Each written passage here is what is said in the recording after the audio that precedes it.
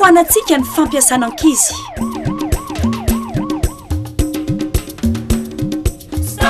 Tandremo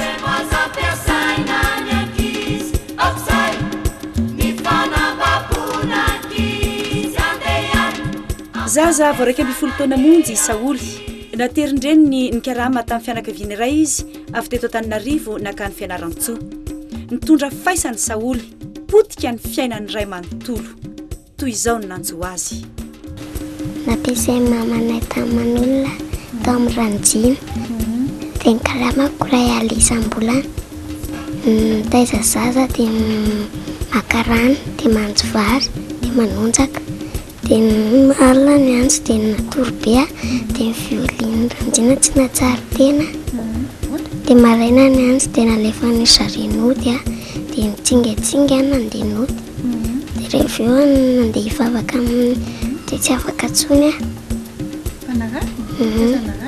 tamin'ny tongo reto. Sarobidy ny zanatsika ka tsy tokony atao fitadiavam-bola adiditsika miaro azy mba tsy hopotika ny eo aviny.